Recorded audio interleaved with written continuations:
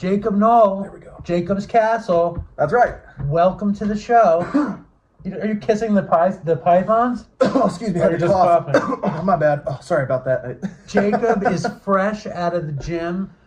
Jakob drove 2 hours from Long Beach, and we're on location in Los Angeles. We're never out here, so this is a big treat. It's a fortuitous moment. There's a journalist named B. Getz who wrote me, and he's friends with Margaret, and he was like, I just heard Jakob on the Rolling Stone podcast. If you're in LA, you have to try to get him. And we've pulled it off. Dude, we did it. This is an auspicious event here. This is great. And for good tidings. Good tidings. And for anyone who doesn't know, Jakob Nowell has a band called Jacob's Castle. He started a band called Law, but more famously, tragically, and infamously, he is the son of Bradley Nowell of Sublime. And Jakob is now playing Coachella with Sublime and probably a bunch of other shows. How do you feel, Jake?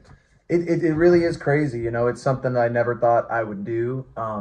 But here we are, and I couldn't be more grateful and excited to, be a part of something like that. It's I interesting. have so many questions. Cause Yes, me too. Jake- I wake up with so many questions. Well, I'm just like, you can go what first. am I doing here? That's the first question. Why am I here? What are we here for? Well, what do you think? And this is not one of the questions, but are you somebody that feels you have a purpose? Yeah, I think so. I think doing these things gives me a purpose. I think we kind of invent our own fantasies and our own stories to interface with and to put us through life. I grew up in a crazy alcoholic, drug-addicted household, so I think I escaped to fantasy and stories and art and media. And in those places, I sort of discovered myself, and it was like I was this alien on a distant planet. I could feel this weak signal being transmitted to me, and I just wanted to tap into it. So my purpose now, I feel like through me doing my own music with Jacob's Castle, or getting to step in the role of my late father's music and bring his bandmates together and our families together and get to portray that for all of the fans of that music out there. That's me trying to transmit that weak signal back out there, and Let the other aliens know to come get you. Exactly. I'm hoping they'll just tune I'm back here. in. I'm here. Yeah, and I meet those aliens every day. Hopefully some will be at our next show at Coachella. We're all here. When is Coachella? That's a good question. I think it's in April. All right. Coachella is coming, and you guys can see Jakob there. And Jakob is a drug addict as well. A real bad one. Now, let's just. Me and drugs go way back. Well, you say you grew up in a drug and alcohol riddled house. Your dad overdosed and died. And That's right. I'm sorry. I felt horrible just for the world. I became a huge Sublime fan in rehab. Mm-hmm. But I don't want. I'll get into my relationship with Sublime after we deal with your whole life, which is he died and you were 1. What was the household like growing up? Yeah, so it was very mixed, father passed away from heroin overdose when he was 28, and I'm 28 now, so it's definitely like some interesting kind of significant timing, I would think. And I don't want to disparage my mom or the man who raised me. He's my stepfather, but I call him dad to this day. He's been in my life since I was a little kid, and they're really good people, and I learned a lot from them, and I want to start off by saying that. But when I got sober, I didn't speak to them for years because I was just so angry, because I think everybody's like, I disagree with my upbringing and stuff. And I think a lot of people who are just discovering who I am will kind of assume like, well, his dad was this big famous musician. There must be some degree of nepotism. There must be some degree of him having it easier, having all these things. And well, how could there be nepotism? I mean, your Sublime had the chance of being the biggest reggae-based band in America, in the history of America, definitely the best one. And they were on the brink of ridiculous fame and fortune, and he died. So there was no fame and fortune. That's exact, and people don't realize that. Is that when he passed away, me and my they were like in debt to Universal. They probably didn't recoup the advance. No, nothing like that ever happened, man. And there was stuff that came in later, but then as soon as it was in, it was out again, and stuff got tied up in court and all these litigations and all this crazy stuff. So most of my childhood was just in a household where all of the adult women surrounding were sex workers. All of the men surrounding friends, they were drug dealers. Really? In your mom and your stepdad's house? Correct, yeah. It was a nonstop, like, adult party, chaotic lifestyle, and it was a weird place for a little kid to grow up in. I didn't feel like I fit into all that. I didn't feel like I fit into the California culture, and or whatever it was, and so I just constantly was seeking I see it escapism. as Long Beach culture. I mean, I'm a New Yeah. York Jew, so Yeah. I could be wrong. Is it Long Beach culture? No, yeah, I call it Southern California culture, but Right. you know, all of that weird subculture. That's like a pirate lifestyle, you know. It's like, oh, no money today. Well, I guess we're gonna go rob the Starbucks or something. You know what I mean? Like it was just. And again, that's not to implicate or to speak ill of. These are people who I love how you cover your bases. Yeah. You don't want to get anybody too upset. I'm speaking generally because these are people who were just doing what they knew how to do, and through that rough and tumble lifestyle, I was taught a lot how to be human, and that not everything should be handed to you, and that you have to, you know, go through your own experiences, and people need to do what they need to do a lot of the times. But I only bring that up to illustrate that. That was when I first started seeking escapism and fantasy and all this stuff. And at a very early age, at about 12 years old, I wanted to be part of the adults and I wanted to interface with the lifestyle. And the quickest way to do that and to relate, that when I finally found that first acceptance was by getting high and drunk with all the, friendly folks around me. But before we get to your first use, can you paint a picture like your mom lost her husband, you know, her Exactly. love, you lose your dad. It's probably so scary, so tragic for her. Like, she doesn't get sober at that moment. Yeah, no, it's correct. It must be insane because I never knew my dad, and you know, I maybe would have liked to play a game of catch or two to have that whole dad experience. That could be kind of rad, but it was really much more tragic for the people that knew the guy. I mean, here you have, you know, a young widowed wife in her mid-20s, you know, all these friends and family. Not even just mention the fans and stuff. Yeah, my grandparents. It was totally a traumatic experience for everybody. So I think that, in a sense, everybody saw escapism and fantasy. And a weird side effect of that is a lot of people's hopes and aspirations and dreams got placed upon to me. At what point does that happen? From birth. Really? Know? Yeah, I remember getting taken to shows like House of Blues. There was one. Is there still that one in Hollywood here? I think Maybe. it might have been gone. Probably. Right? I don't know. And I just remember, you know, my whole life has just been like, you know, super wasted people coming up to me and being like, dude, you're, and it's like your dad. Yeah. And it's like you're the prince chosen. Very Lion King kind of story. Yeah, right. The circle of life. And so to use that, and for the longest time, I just wanted to chill with Timon and Pumbaa and not take hold of that. I wanted to eat those deliciously looking animated bugs and just kick it and be a big old, you know, just chilling in the jungle all day. But eventually you have to kind of accept responsibility for what's happening. I wouldn't be here without my father, quite literally and biologically, but I also wouldn't be doing music had I not had the impetus to be pushed into it, because it's this family business. And because they created this beautiful thing and it was taken away prematurely, I do find a lot of it is a duty and a responsibility of mine to ensure that the brand is still healthy and alive, and ensure that the fans can hear my uncles Bud and Eric, who are Sublime. I'm not Sublime. I got put into this. I just got thrust into it. But my uncles who wrote the music with my late father, they're the ones who deserve to be playing it for as big as audiences. And I'm just a conduit to help bring that all together right now. I appreciate it. And before I want to go down your path of drugs and addiction and dumb shit, but I want to say, like, I've heard your band and it's great. And I've heard you play with Sublime, and you sound incredible. And I also hear you talk about it, and I hear this responsibility, some pain, right? Yeah. Heavy duty fucking burden stuff. Yeah. I just want to make it clear to you as a fan that when I hear you sing the songs, it makes me feel good. And Thank you, man. That's huge. I know it makes a shit ton of people feel great. So try to take that in, that like you get to do this great thing. Like, and yes, I heard you say on the Rolling Stone interview many times that you're a custodian of the music, but it's like, I'm a Sublime fan. I'm a Beatles fan. Like I'm a fan of I'm a rock and roll fan. And like when someone is gone, all I ever wanted was like Julian Lennon to play with the Beatles and sing harmonies with Paul McCartney so I could have the closest version of the Beatles, you know. And I never thought about like what burden that is on poor Julian Lennon. You know what I mean? And here you're in a very similar situation. You have this gift to sing. Your dad had an incredible gift to sing. You have a gift of singing, and you can sound pretty close, just like Julian sounded a lot like John. And I feel the pain of it. And I want to offer you like I mean, who the fuck am I?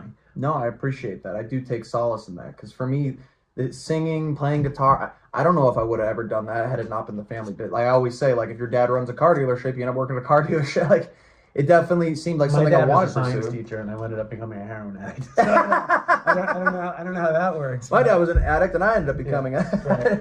So when's the first time? But you yeah, got man, what I really, the juice for me is the entertaining aspect of it, is the storytelling and presenting a story that people can interface, that hopefully it will help them through their journeys, just like the work that you do, and you know, all those nice people and their testimonials of it helping them through. Every time a fan comes up to me and just says that my dad's music helped them through and my portrayal of the music is continuing to help them through, then that is all I seek to do with this, you know. And if people are digging it, and I don't think, you know, the last performance we did wasn't bad. We just kind of ran up there and did. It was very punk rock. And Sublime's always been punk rock and messy, if anybody's seen the old shows. But I take my gig very seriously. I want to be super well rehearsed. I want to be as good as we can possibly be in a vacuum. And then I want that to all just explode into chaos on stage and just make it real and genuine, not phone anything in. I don't try to sound like them. I just want to, you know, give a good show to the people who are interested in hearing it. And So if it makes them happy, then that's the bonus. You're not trying to sound like him.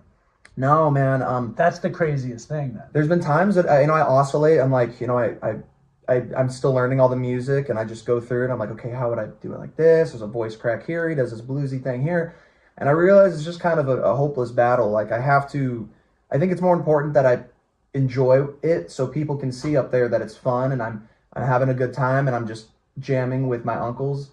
And then I think there's times when I'm not thinking about it that his voice kind of just comes through naturally. And that's what's cool for people, I think. When you were a kid, before you ever, or I mean, even after you got high for the first time, were Bud and Eric in the home at all? No, I only saw him a handful of times. You weren't like Uncle Bud, Uncle Eric, none of that. I mean, I did call them that growing up, though. Out of respect. It's just the way, yeah. My mom's Indonesian, so everybody's auntie and uncle. Like any friend that would come around is... I'll probably call you uncle after this. I'd take that proudly. Is everybody's family, you know, but because they were my dad's best friends and so close, I mean, I always called them, and to this day I do, you know. It's just, I feel like, I always say that, you know, addiction is a family disease, and then, you know, rock and roll is a family addiction. For sure. So we got this whole family, weird Long Beach posse, then we just want to bring it all together and share it with everybody, and I think it's going to be fun. Is it fun for you to play in the band? It's horrifying. Right? And it's awesome and fun and all that stuff, It's too. both. And what musician wouldn't want to, you know, be put in this really revered, big, successful project that people want to see and get to go play big shows? I treat it like a gig, so if I think about it objectively, that's a huge opportunity. And I've been grinding and playing basement shows in bars and sleeping on floors for the last 10 years. I'm still doing that with Jacob's Castle, by the way, and I love it. I love traveling. But this can be the great break for Jacob's Castle. I'm really hoping that it offers some exposure to my music, and my music's very different, but it's a different take on Southern California beach music. It's very alternative. It's very heavily influenced by internet subcultures. It's catchy as fuck. Oh, thank you. I like pop music. I like alternative pop stuff. It's got a pop feeling, but it's also got a really unique sound. Thank you. But your voice is the same. Yeah, a lot of people point that out. I don't mean your voice is the same as your dad's. I mean your voice when you do Sublime is the same voice as you do with Jacob's Castle, which is similar to your dad's, but that's because he's your dad. Yeah. You know? And I think that's where, like, I got offered this gig, so all I can do, I would rather learn the songs and just sing all the notes good. I would rather just make sure I'm in key. It's an exercise in performance. Exactly right. And so if I change up words or change up melodies, as long as I'm doing it in a way that is fun and genuine and exuberant, then not everybody's going to like it. Everyone's going to... There'll be people who like, it doesn't sound like that on the record. Well, live Sublime rarely sounded like they were on the record. And my dad never even got a chance to perform all their final self-titled album's songs. So it's kind of just open season right now. We're just having fun with it.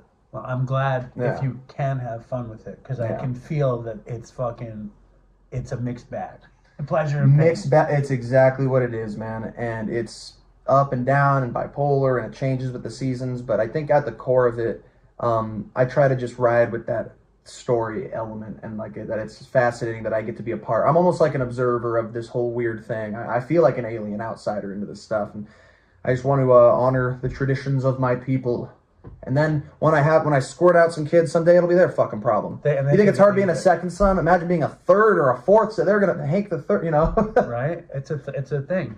Now, when you're 12 or 13, and you're like, what's the first way you get out of your head? I mean, I'm sure you got out of your head with fantasy before booze or weed. What was the first to get out of your head? Oh, dude, I'll never forget it, man. I was like 5 or 6, and home life was very weird. It was just a weird It looked like a party Sublime video. Yeah, exactly. It was even more extreme and just sexual and strange. Not a good place for a kid to grow up. But I was sitting on the playground. I must have been 5 or 6 at Kate Sessions Elementary in San Diego, and there was a bunch of kids, and they were all huddled around, and they were like shuffling around stuff with their hands, and I'm like, what is that? And they had these little fucking cardboard rectangles, and they're like, these are Yu-Gi-Oh cards, dude. And I'm like, what the hell is that? And there's the crazy Japanese art of demons and stuff on it. And I'm like, and I think that was my first time I got like high. Like I was like, I need that. And then, if it was a card game or a video game or a television show or music that I would get into later, movies, anything that could just take me out and make me think, oh, I didn't know other people felt this way or thought like this. If I could find like little evidence, a dialogue line in a TV show or a reference to a thing in a song, I would be like, no way, there's other people out there like that. And I felt so isolated in my own world and so different from everybody in my surroundings, that once I found those little evidences, it was really reassuring. How fucked up was the home life? Like, what kind of sexual stuff was going on? Again, I don't really want to implicate anybody, and it is deeply personal, but like, I think like this is a very personal adults. show. Yeah. No, I mean, like drug-fueled naked sex parties in the living room, like opening the door with like my backpack on my shoulder, and there's like, and crazy town. Yeah, and there's always this element of dudes being like, oh, sweet, like you were like a teenage boy, and there's like adult women coming on to you, and it's like, no, that's not cool at all. Like, as a little kid, I started watching porn when I was like 6 years old. You know what I mean? It's a hypersexualization to a young kid who should just be experiencing innocence. Like, it's fucked up. It's yeah, trauma. Yeah, it's traumatic. It definitely screws with me in my adult life. It's not cool for any adults to do that to kids like that. It's just, but then again, these were just all ghetto, white trash people who weren't thinking any better, thinking like that. Here I was, and that stuff was around, but I was more interfacing with it as a teenager. And then by that point, this kid's drinking and fucked up like everybody else. So you just kind of slide into the mix of everything. There's violence too, and just, insane, like, meth fueled fights in the house. Yeah. In the house. Yeah, exactly. And was your first drug weed or booze or something else? Yeah. I definitely was given like little beers here and there. My first sip of beer, I remember I was a very little kid. I was like 6 or something. I remember thinking it just tasted so terrible, and I couldn't imagine why adults would drink it. The first time like I enjoyed a drug experience for real, I was 12 years old, and I was smoking a joint with my parents.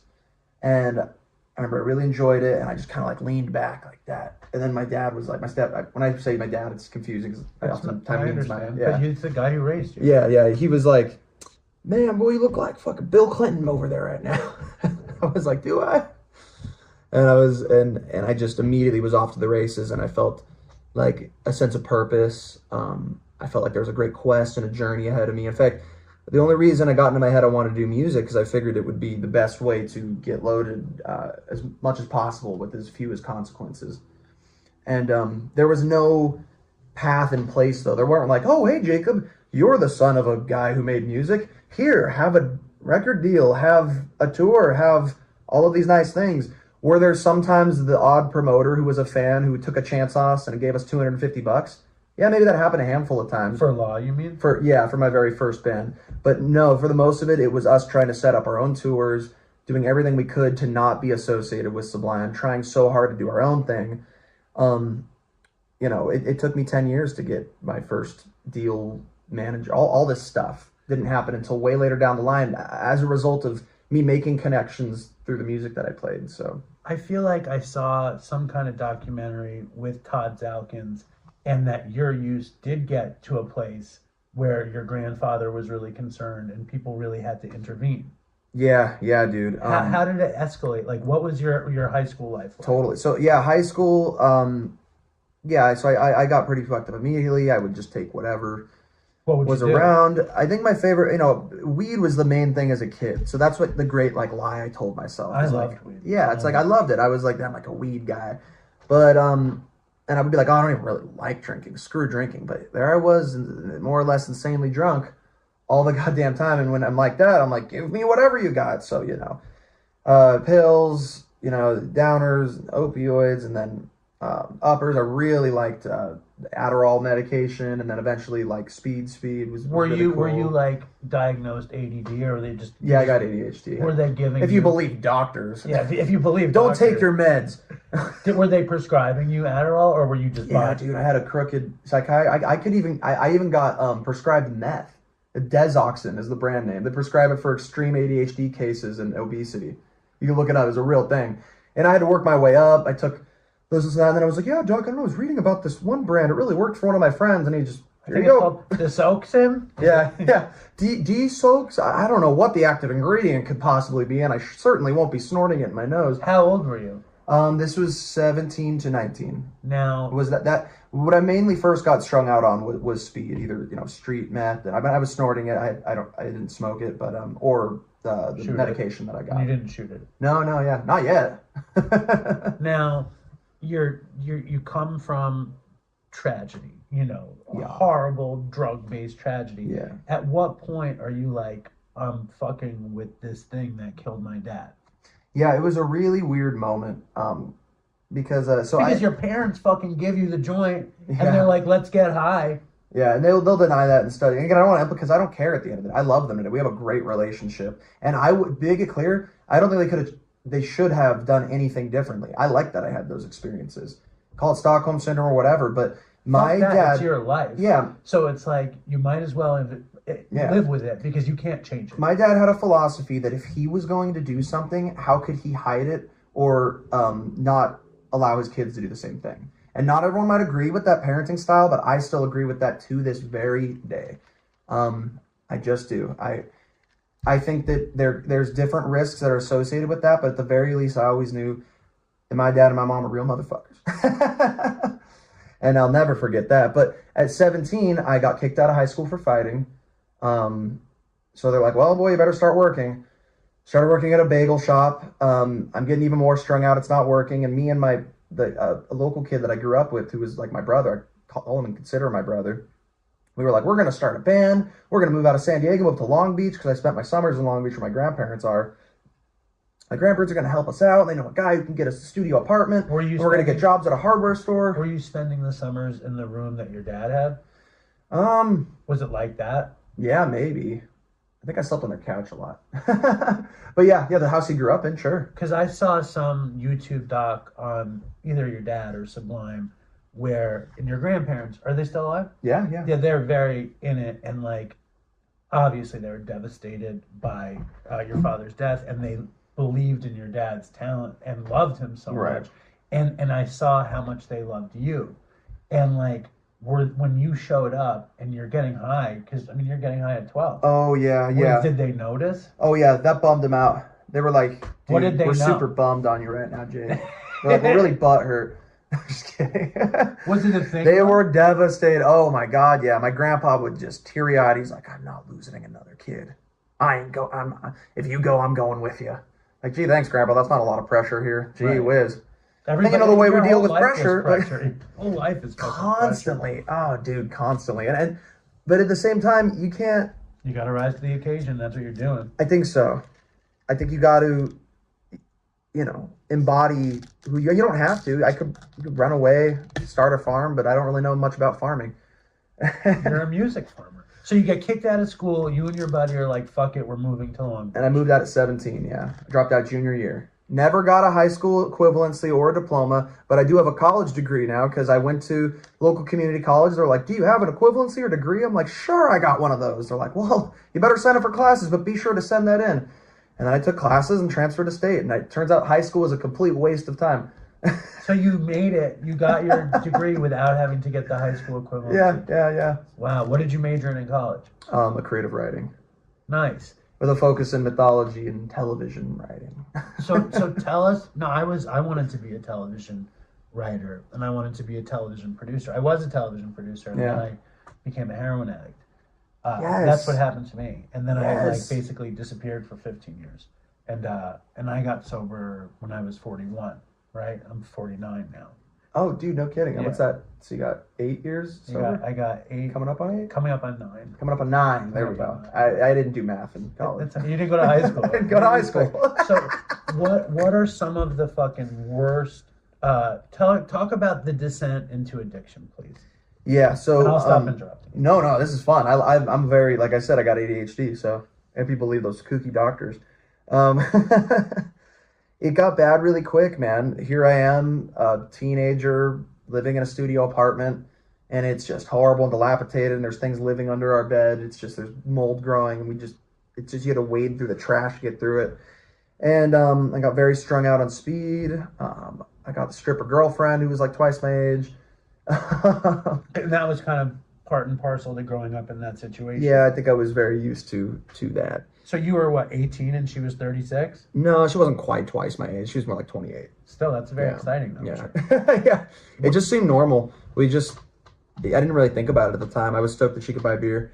How old were you when you started playing guitar? Like, wow. My grandpa taught me to play guitar when I was 12. And then I had a very close friend in high school whose name was Taylor, teach me the fundamentals of how to like play my instrument. When you're learning from your grandpa, is he like trying to show you Sublime songs? No, nothing like that. He showed me how to play La Bamba. Nice. And then he showed me how to make a bar chord, and he was like, your training is complete. You can play every song with this bar chord. And I was like, really? Wow. And then did you start playing songs? Yeah. I started learning Queens of the Stone Age songs. When did you start writing? Immediately. As soon as I saw a pretty girl in middle school, of course. That's when I wrote my first song. Was it called the middle school pretty girl, hot girl middle school? It was like, you don't notice me, like I'm a chameleon. Is this really? Yeah. Let me hear the song. It's like, I was like, you don't see me, I'm a chameleon. It was like the classic, like, G to D to E minor C progression. It was horribly cringy, but it was sweet and honest. And then she never did notice me. There I am in art class, and I finally, we're the cursor, walk up to her, Kelly Colarusso, I'll never forget, bleep out her last name. I can't remember that. I come up and I'm like, I started shit at Metallica. She's like, hey, so you like Metallica? She's like, you listen to Metallica? What's your favorite album? And I didn't know any Metallica. And I was like, oh, they're all such good albums. And she's like, dude, you're a fucking poser. Get away from me. And I was like, okay, well, good talking with you. Right. I was like, I think that went well. It was great. How much was your dad's legend fucking in your face? Oh, it was horrible, dude. Like, there's been like a brief handful of moments when I can just forget about all that and just be a regular person, but it always ends up finding its way. Like, kids will come up to me, and I was a horrible outcasted, ostracized, internet-addicted, terminally online nerd in the era before when that was even a thing. And so there I am, just like this horrible, like, freak of nature. And then all of a sudden people come up to me, the upper echelons of the higher society kids would be like, we heard that your dad was so-and-so. Come on and hang out with us. And I'm like, okay. And then they're like, oh, you have no social skills. Go away. Like, they start throwing like apples at me. They started pouring this hot tar on me and like put chicken feathers on me and chased me out of Ireland's middle school. It's a terrible, terrible expectation. It's because people think, oh, his dad is this cool thing. And I grew up in California, so they're like, oh, these young kids, they're surfing and skating, and they're like, this is the guy's son? This guy must be awesome. And I'm like, yeah, actually, I enjoy watching Japanese anime and looking at pornography. And they're like, and doing drugs, like... And they're like, oh, you're weird. Well, you had like a real issue, which was that you were expected to be your dad. You never knew your dad, and you didn't have your dad's love. And like, that's a fucking huge weight. It's a horrible weight to have. And like, it seems like a perfect incubator for drug addiction. It exactly was. Because that's when I found towards the end of high school, people stopped fucking with me as much because I started selling drugs at school. And what were you selling? Mainly weed, because my family had 100 plants upstairs, and my uncle would give me the clones to grow in the backyard. Your your mother's brother or your father's? Your stepdad's no, my bad, just some guy. Just some guy that you called uncle? Yeah. Right. But he was very much my uncle. Right. And does that become your identity? Totally. Because then I'm like, okay, I can interface with anybody who... Because it used to be like, you know, okay, if you're an online, internet, weird, niche interest nerd person, I interface with you. And that's hard to find. Those are the aliens I'm talking about that I had to find the frequency. Right. I never really found them. But once you get into nerd weirdo style. Once you get into drugs, though, then it's like, okay, now I can hang out with the festival kids or even the theater kids, or I can hang out. Everybody loves drugs. We're human beings. It's our favorite thing. So, but I think those, strange internet weirdos who also really enjoy partying and doing drugs and were my people all along. Even though where are you out there? If you're listening to Jacob's Castle, hit me up. I'm a much older person than you, but I'm a nerd and a weirdo. And I needed to do drugs to shut off the thing in my head that made me terrified, the thing in my head that made me worry. That's why I did it. And it made me feel less of a weirdo because I wasn't as worried. Did you find that to be 100%. The thing? Like I said, I was horrible at talking to people and I had terrible social skills. So when I was on and I was all lit up, I could just generate this fake charisma. The kind of fake charisma that I'm able to generate now as a sober guy. But it's all an act because I'm an entertainer. But it brought it out of me so effortlessly until it stopped working, until you're some raving lunatic who's been up for a week and you're like foaming at the mouth trying to tell a life story to the chick working at Vons, It's just not a good look. And at that point, what does speed do for you versus pills versus weed? Oh yeah, the whole drug story thing. So yeah, I get so strung out, mainly on the pills and stuff, and I try to get sober at 19 to get everyone off my back. I sit in the rooms of AA for 18 months, but I'm taking dirty chips. I have little secret slip-ups here and there, but they were only isolated incidents, so that told me see, I've got my drug use under control. I only get high once every couple months. I'm good. And then life gets hard. My band Law starts picking up steam, and I don't get along with my bandmates at all because we're kids and we all are in it for the wrong reasons. And I'm always constantly complaining to them, I just wish I could drink right now. And they're like, well, then why don't you? I'm like, dude, I'm an alcoholic. I can't drink. Don't you understand? It's not going to go good. And they're like, what's the big deal? I'm like, okay, I'll show you. And very immediately, the first night I drank again, it was just an insane crazy. They're like, what the hell's going on with Jake? This is a totally different guy. And I was off to the race. I don't even think I lasted 9 months out there, but it was what had taken me down this time. My favorite number one drug of choice I've fallen in love with is definitely alcohol. It's the best. It's the oldest. To me, it just makes sense to my personality. And, I'll do some blow and fucking pop some fucking, do some speed while I'm drunk. And then to come down, I take some opiates and stuff. But I just love drinking so much. It's just a very primal thing. And I can't handle it at all. I love it way too much. Because I'm like, oh yeah, I'm going to be functional. And then I have one drink. I'm like, why would I want to function? I want to be fucking seeing double of the television screen and not being able to focus my eyes. And so that didn't last very well. I had horrible health problems very quickly. I'm 21 years old and I'm throwing up blood. And I'm like, I'm not going to drink today. And I have a seizure. And I'm like, I guess I have to drink today and forever now. Oh, I'm fucked. Well, I want to kill myself now because I botched life. So trying to kill myself and by fucking taking too much Xanax and stuff, and I fucking waking up to my poor little sister trying to resuscitate me, and it was just insanity. And what was the situation with your sister trying to resuscitate? Oh yeah, well I remember I'm sitting up there in my grandparents' house and we're watching Dragon Ball Z because my little brother and sisters are a lot kind of like my best friends because we all, I guess... You grew up in that horrible situation. Yeah, and somehow it all equates to liking nerdy, weird interests to escape. It was escape. How much younger are they than you? Yeah, my sister... okay, there's 6 of us. There's me, and when I say step or half, they're all my brother and sister. These are family. They're blood, as much as that counts. So there's me, and then there's Eileen, and then there is... I'm realizing this mirror is really distracting me. Oh, this is awesome. You think the mirror is good? Yeah. Now here, come here. Move over a little. Let's get the mirror out. All right, so there's you. There's me, and then there's my sister Eileen, and then there's my brother Junior, and then there's my sister Erica, and then there is Mary Jane, and then Rudy. How big a house was it?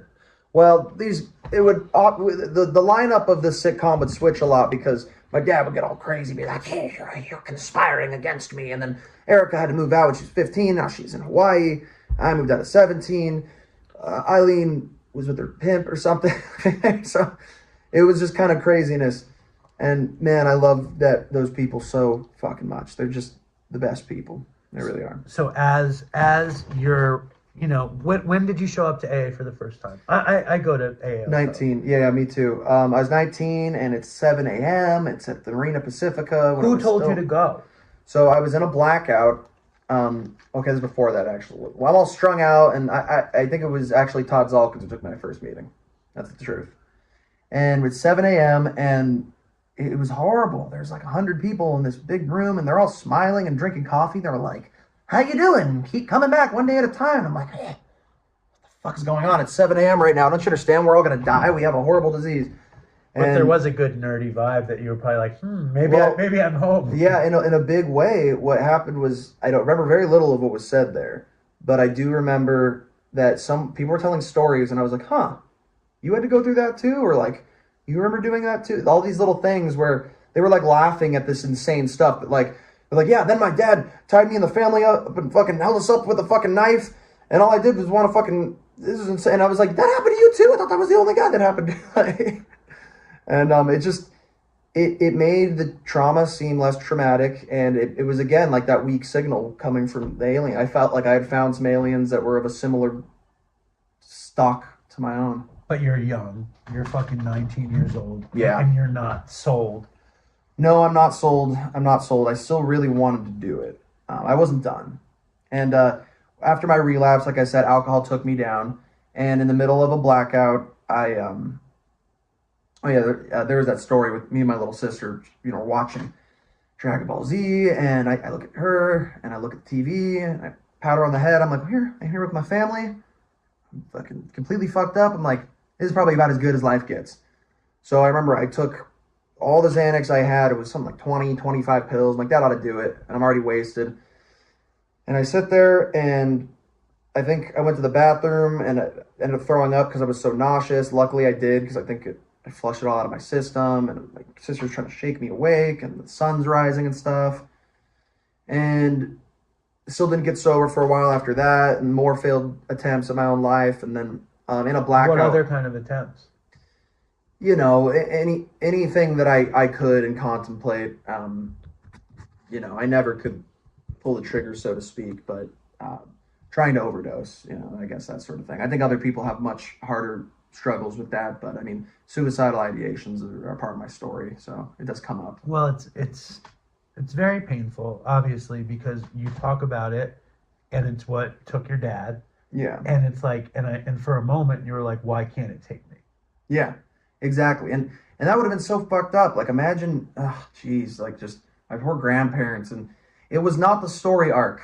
It was not the correct story arc. Were you like, I don't want to do this. This is what I'm destined for, meaning... No, not in that moment. What happened was I was in a blackout, and someone bet me. They're like, Jake, you're the fucking biggest, sloppiest goddamn drunk I know. And can we swear on the show? I've been swearing a lot. No, there's no cursing allowed. No cursing. Okay. Every other word I say is... I know. So they bet me that I couldn't get sober because I was such a goddamn drunk. And I was like, I'll show you. And I called someone I met in sobriety, and then I was in a week-long blackout. And I woke up at a nice table in a domesticated household eating domesticated food. And I'm looking around at all these people, and I'm like, where am I? They're like, dude, you're in a detox. You've been here like 3 days. And I had these horrible delirium tremens, and I take a bunch of gabapentin. And I remember thinking when I woke up in that place, the thing that had changed there that kept me sober for the first few years was that I didn't want to die. I was just really afraid of dying.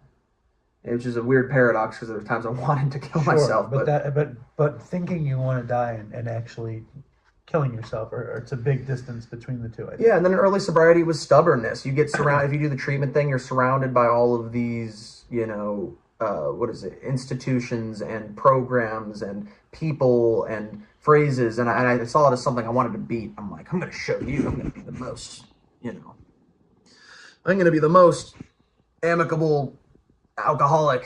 And they're like, all right, we'll make your bet. I'm like, what? No, that's insane. And they're like, okay, we'll go to this many meetings. What? No, that's insane. Okay, we'll get a spot. I can't do any of this. Is insanity. And they're like, well, you said you wanted to do this. Contrary action, bro. And I guess I just kept doing that till I found the right sponsor. And I talked to him every day. Well, now I just took 7 years. It's incredible. And when you're a kid, everyone's trying to tell you that you can be your father, basically, or be like you can be the savior of the family or whatever. Yeah, pretty much. And then when you're dying, they say, don't be your father. Hey, that's actually a really good insight. I never thought of that. I think I'm going to drink again. No, I wish I had that. That would have been a great little reason of antagonism. But no, all I was thinking, I guess there was that pressure. Didn't they come at you and say, this is how your father died? We don't sure. want to lose you. Yeah, we don't want to lose you the same way. But Are you making fun of me? That was a good insight. No, I'm actually serious. Okay. That was actually that is. I mean, it is highly hypocritical. Like a lot of people are like, go into this role, but don't go into the parts of the role that we don't like. Right. That is, I completely agree with that. I never thought of that. I'm going to be thinking about that all day now. Thanks a lot. I'm sorry. But you also it's like you can't be him. You know what I mean? And that's why, not. And of course not. And that's why this gig is probably, I mean, I saw videos of you, when you were probably 20 years old playing pool shark, Yeah, dude, and I was really not good. In fact, I don't think you were not good. I think you were good. Well, thank you, man. I know I'm a good performer and singer now, and I'm very proud, and I can say that because I've rehearsed a lot. You put the work in. And put the time in. And there will be performances that people see. They're like, oh, well, at least he's not singing half bad here. I don't know if it's going to be exactly to everyone's taste, but that's another matter entirely. But to speak on that subject, though, it is supremely weird, that the constant comparison. And I remember in my lowest, at this last bottom, I was just horribly, my trip is always, I'm such a fuck up. So I guess maybe it does come from that. I'm not even thinking about that in those bottoms. I'm just thinking, man, I've wasted all of this potential, whatever. Explain that to me a little bit more, please. Well, I felt like I was a relatively bright lad. I think you still are a relatively bright lad. Thank you. Yeah. I think the alcohol and drugs just even me out. You don't want to be too bright. Those people are assholes. Right. I you got to get evened out a little bit. To become a scientist in this role, they should force you to go on a fucking year-long drug bender. Sabbatical. And if you survive, you're in. Then you're in.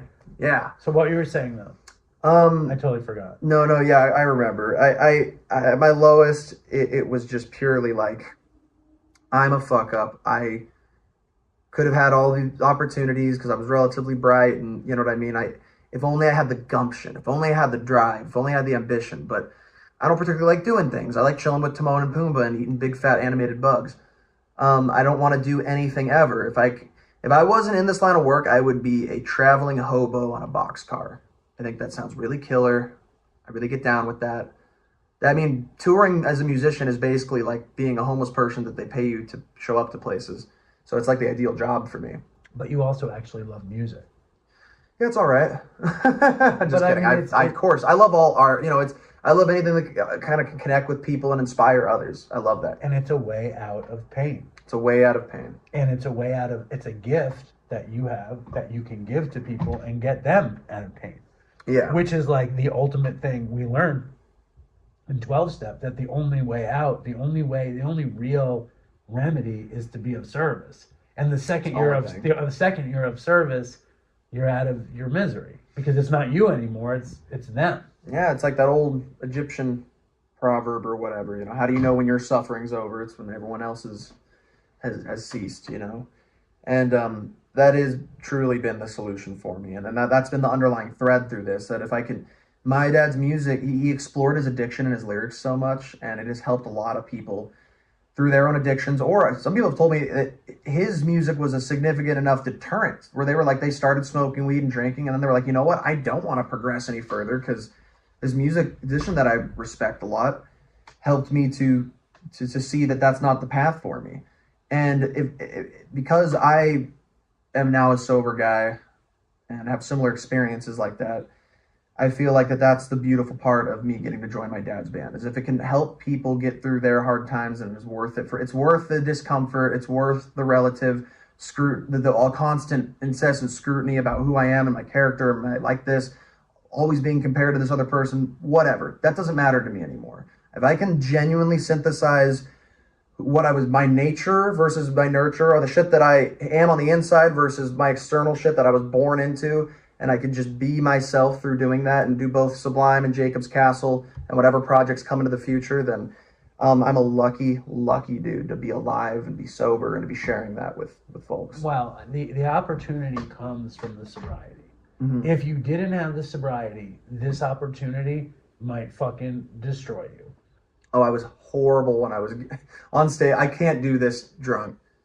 In fact, I wanted to make a point of this at some point in the podcast to anybody out there. Getting sober as a young dude, you'd think, I'll never have fun again. Dude, I have had so much more fun than I ever had. And not just like sober fun, like we're going to go mini golfing and go bowling. I mean like flipping over tables and setting shit on fire and crazy. Real fun. Like insane stuff and without an urge or a desire to get loaded. Like I literally, like I'll wake up and be like, wait a minute, at that party 5 days ago there was cocaine. I could have relapsed. Like I just see it and I don't feel that connection in that same way. That element of fun has lost the magic. It just seems like an accessory to it now. And that could all go away. I could be sitting in a road stop cafe and be like, I could put whiskey and milk. Like, you know, it happened. But Have you ever put whiskey in milk? I had. It sounds like a weird combo. You did? No, I never done. Okay, yeah, no, exactly. But I know in the book. Yeah, I'm trying to find somebody who actually does that. Yeah, it can't be a real thing, right? Tell me I guess about Bailey's. Tell me about your early years in recovery and how you when did you stop having an urge to use? Oh man, it definitely takes a long time, and it's consistency too, because now, like, you know, if I'm being of service, talking to my sponsor, going to enough meetings, and I don't feel the need to, and I can stop in an instant. But I mean, in the beginning, I mean, it must have been like this for you too. Remember, you just feel uncomfortable constantly for like years. Your just skin's crawling. Totally.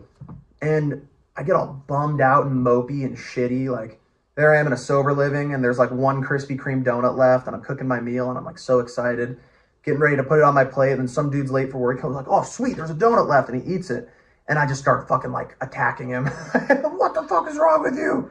That was my Krispy Kreme donut. It belonged to me, and that was like the biggest moment of my first year of sobriety. No, my real big moment. Like, dude, early sobriety year one, I can't find my car keys, or my wallet drops in the side seat of my car, and I'm literally about to drive my car off the road and kill me and people in my car. Like that, I'm yelling at the top of my lungs, saying that's what I'm going to do. Crazy anger. Insanity. Like it really, drugs are really not good to do. Well, especially if you're a drug addict. I think I've heard you say on another podcast that if you're not a drug addict, enjoy your drugs. Go have the best fucking time. I'm a firm advocate of everything. Everybody enjoy, indulge, worship Bacchus, have an amazing, you know, Saturnalia.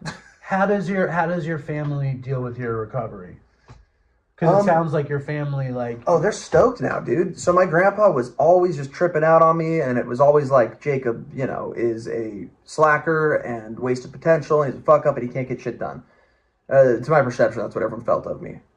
It's still assumed that I can't get to places on time, which bums me out. But I'll take that one on the chin and not take it personally. Just try to get places earlier, you know? And I'm not talking about here, because today I But I got here exactly the same moment you did. Yeah. But it's so funny because, like, to my perception now in day-to-day life, and this is a great example, I'm sure you've experienced this and other things, you can do it 99% of the time, be there, be reliable. And what's really hard in early sobriety is the one time you fuck up and miss it. And they're like, that fucking drug addict. Yeah, they'll just go like, well, of course Jake did that. I'm like, but dude, for a whole year, I was the first person here to practice, or I was there for every birthday. You guys don't remember that? But they've been traumatized, so fuck it. I take it on the nose, and I'll get there when I get there now. It's all about rebuilding trust. It is about rebuilding trust. And, like, that's what you're doing. And, like, as a kid, right, the pressure of this whole son of shit, that also, like, Sublime becomes Long Beach Dub All-Stars. And they're like, that's not working for them. So they decide to tour with that singer, Rome. And... Who? You know, the singer named Rome. And I know that guy. There's a singer named Rome, and he toured with part of Sublime and other parts of Sublime left, and it didn't work. And everybody was probably, I mean, I know I was such a fan of Sublime that I would check out Sublime with Rome, and I saw the videos of you even when you're fucking 19. Dude, Eric was killing it. Eric's amazing at the bass. It's great seeing him. And I'm not like, I'm just saying it didn't sound like Sublime. And I was like, well, why can't they get that kid in there? And how many fucking people... Oh, ever since I picked up a guitar, people were like, well, come on, Jakey. And I just told myself I'd never do that. Really?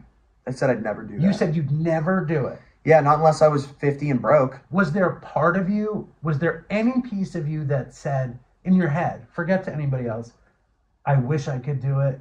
Or was it always, what is that? Have you ever done any stripping? No. OnlyFans? Not yet. There's an element of feeling like... Nobody wants to see this. I figured nobody would want to see this on the stage with the band. I mean, because there's an element of like, okay, you might get opportunities. You felt it was perverse. You might get opportunities, you might get money, you might get adulation and love and acceptance, but you're going to have to somewhat denigrate yourself. And you felt like you didn't deserve it. A long time ago, my uncle Miguel, who used to play with Sublime, Yeah. he told me that, Jake, you could be up there with the fucking Santa hat on singing Christmas carols and there'd still be some fans going like, he's keeping the dream alive, brother. What does that mean, though? There's like these... What was Miguel putting on you in that situation? Well, what he was saying, and he wasn't putting me down in any way, he was just saying that it's hard to distinguish yourself when there's always going to be an unstoppable force. There's going to be always some contingency of people who, no matter what, are just going to see you as the next coming of their dude. Or he's not as good as Bradley. Yeah, or anything. Or he's trying to be bad. And what's even worse is sometimes when people are like, dude, you're your own guy, man. Don't worry about it. It's like, it's so weird and odd. And also, I don't want to sound like a spoiled little shitty teenager. Like, it's not the biggest deal on the planet. Some people have it way fucking worse. It's not the worst thing ever. You grew up in a fucked up situation. You've given us little pieces of the puzzle. Yeah. You didn't grow up in the Sublime fucking mansion. Fucking there was never a Sublime mansion. There's no... but don't even get it twisted. Like, I know, like, people put this on you, but that wasn't the case. It's exactly true. And it's been a screwy way to grow. Like I said, middle school people who I've never met coming up to me and being like, you probably think you're the shit because you're dad. And I'm like, my who? And I'm like, oh, because of that? It's always followed me around. So I said I'd never get up there on stage because you have to sacrifice a part of yourself. So instead of looking at it like that, I have to look at it like being I have to create my own fantasy and my own story and my own arc to interface with. And I have to make it my own. I can't 100% put on, like, I'm not going to, get a beer belly and put on the shades and like, I can't just pretend to be someone I'm not. But at the same time, I can't fully ignore the fact that is my father. He's the reason that I'm here, and he created amazing music that people deserve to hear. So if I look at it under that lighting, and I'm still able to have my outlet of my solo project, Jacob's Castle, then it really beats working at the hardware store. Is there any chance Bud and Eric play any of your tunes ever? I'm sure, yeah. I mean, that seems like an opportunity to me. It'd be awesome. That seems like an opportunity. I might bring it up to them someday. We know we want to get these songs down first, but it would be awesome if they'd be down to throw in some Castle songs into the mix and show people that's sort of like what I consider to be like the next step for beach music in Southern California. But it's also something maybe people won't dig it. Who knows? I think knock on wood. I gotta knock on wood now. Knock on wood. I think people could dig it, and I think that it's an opportunity that they have to have you with them. Yeah. When I was when What I Got came out, what was it, 1994, I think, something like that? Yeah, 94 sounds about right. No, that was off self-titled, so it would have been after he passed, so 96. Okay. I think it's on self-titled. I don't remember. Yeah. I don't know. I just know that was the first single of Sublime that I heard, and I was like... Great song. I was like, this is fucking catchy. Who are these guys? I played in reggae and ska bands in No way. In New York, and I was like, this is fucking catchy. And then I kind of started doing a lot of drugs. And I started smoking cigarettes, and I smoked weed every day, and I always had Sublime in the back of my head, but I never was really into it because New York City people, tend to not get into Southern California stuff. Yeah. Whatever. Anyway, I wound up becoming a horrible heroin addict, and I moved to Florida to go to detox. Sure. And somebody left a copy of Stand By Your Van in the room that I moved into. And I listened to it, and I blown away. You know what I mean? And then I heard Pool Shark, and I was a fucking heroin addict. Perfect. And just every little bit of your dad's junky stuff resonated with me as a heroin addict. and you don't have to. You've been drawn to Pool Shark since you were a kid. Is it the pain of it? Is it what draws you to that song? It's genuine quality. That it sounds just not phoned in any way, and it's really well written. There's lots of local color.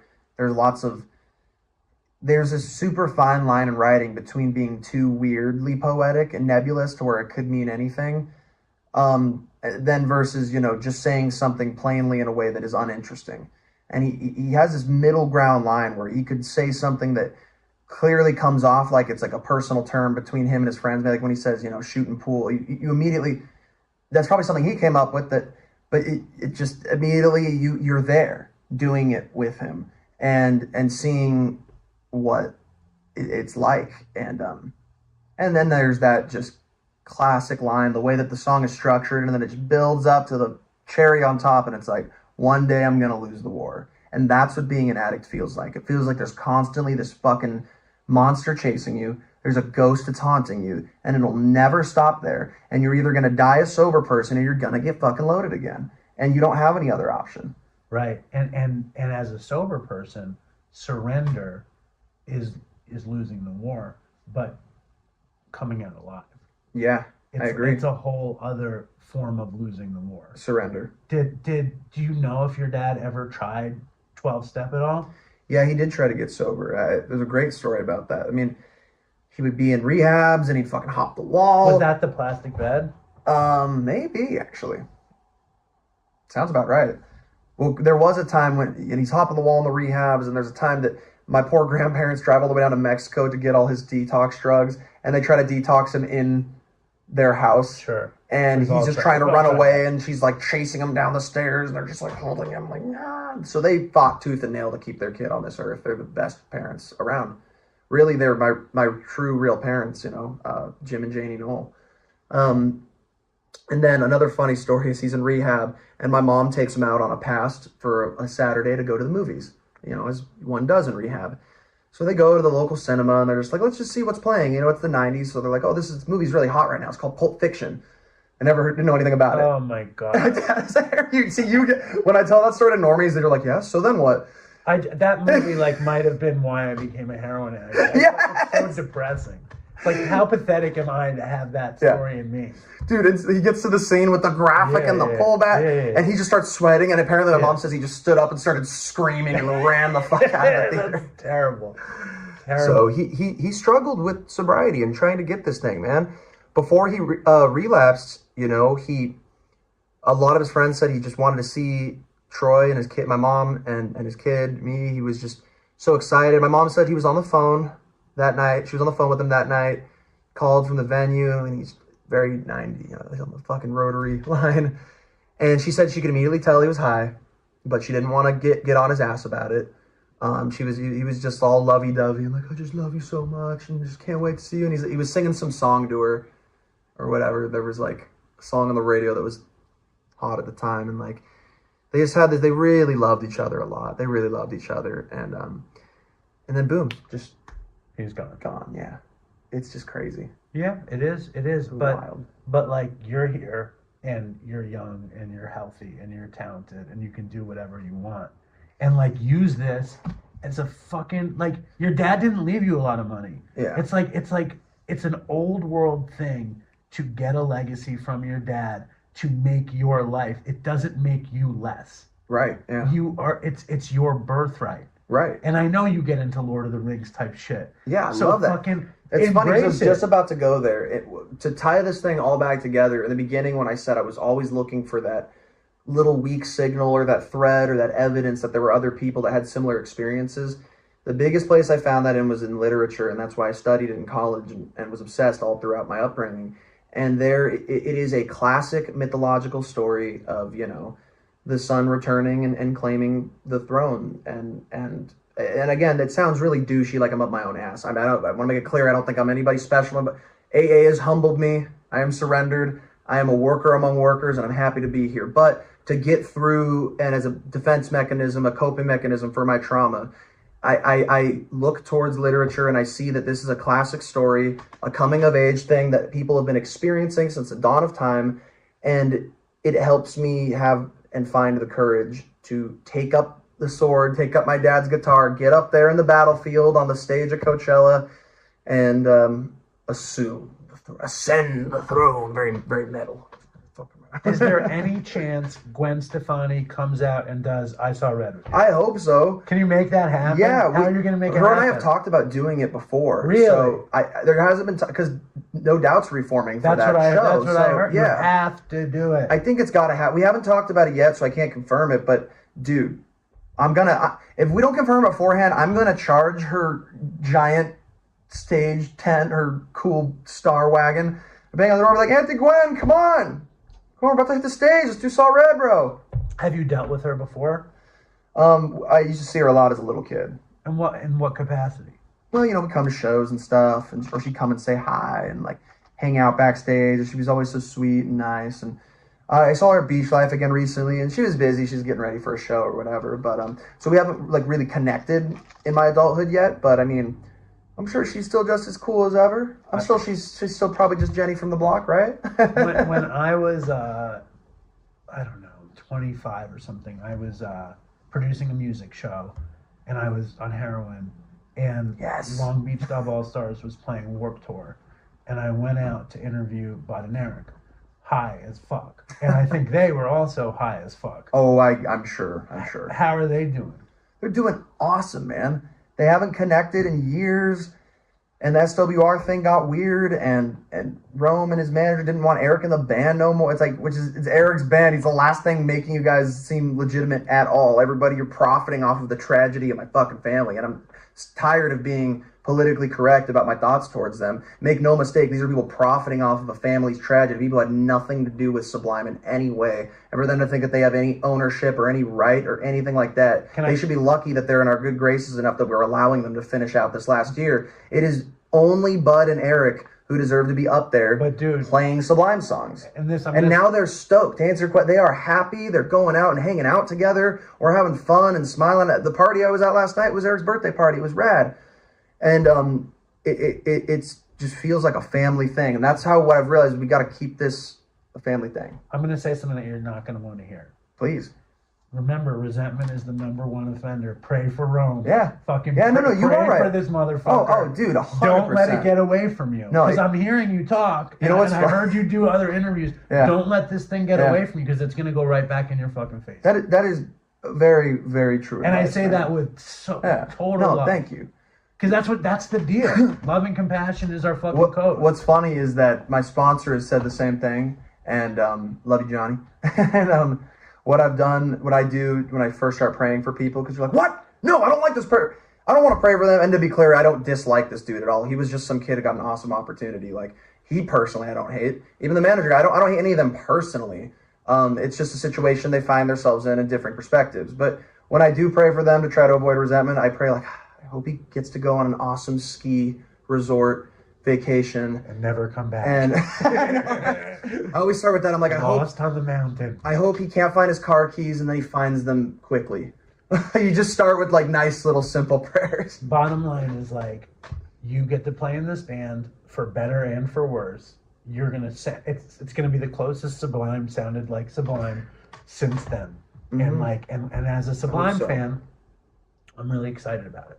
Me too, man. And I'm sorry that there's any fucking bad time to it, but you're gonna work through it. I believe in it. What makes me feel okay about it, and what dissolves my anxiety is being with Bud and Eric and my manager Kevin and my other manager Joe, both of whom, Joe is in the Vandals and Kevin SRH, like put on shows in the back in the day. They're all friends who know each other. My Uncle Miguel and everybody else involved. Having their acceptance and having them be stoked and having fun with all those guys and just making it a fun thing, that's what all the fans and all of the scrutiny and all of the anxiety and the imposter syndrome melts away, and all of a sudden I'm just getting to play some really cool songs with some people that I like to be around. Well, and maybe they were my people all along. I'm going to ask a really stupid question that's kind of probably going to be painful and disrespectful, so brace yourself. Okay, you good? In rock and roll, right, there's junkie icons like Lou Reed or Kurt Cobain or whatever. Lil Peep, Lil Yachty. I don't know. Lil Yachty one? I don't know who he is. Me neither. What I need to know is like, I don't, Just kidding, I in do. my mind, Brad was a junkie icon in my mind, but I don't think he is, he's a tragic icon. He didn't become a junkie icon in that way. Do you think about this at all, or is this a dumb fucking question? I don't think it's dumb at all. I think it's very interesting to look at how over time audiences' attitudes have changed towards drug use in their favorite musicians, in their iconic musicians, in their deified musicians. How many times you heard people being like, Jimi Hendrix would dip his headband in acid and put it on his head and shred. Right. So now we're in the cool phase. Like, oh, and then we get to like, let's say Ozzy Osbourne. He was all fucked up and drink beer and bite the head. Hands, yeah, exactly. And then you keep on going further. And now we get to the 90s and like, a little bit more sad. You got Lane Staley and you got my dad and you got Kurt Cobain. And then you get, that's why I mentioned little people, more modern people. And now you get to, oh God, they're dying at like 20. And if you look at alternative culture, it's such a big umbrella. You know what I mean? Kids with dyed hair who like alt stuff. You know what I mean? The same kids who were the hippies and the same kids who were, you know, in the dark clubs in the 90s. You know, subculture kids. They're not like, they have this like dark irony about them. Like, you know, the whole like, oh, I wish I was dead right now, or oh, just kill me. But when they see their favorite musicians, it's not necessarily like a celebrated thing anymore. They see these people as a tragic thing, knowing you can die off of one fucking hit from blow. And that's not to say there aren't still people having a blast out there and partying, and I think they should, but I think it's a perfect time for awareness to increase in a way that isn't square. It used to be it was square at all to moderate, and you should go out in a big blaze of glory and die at 27.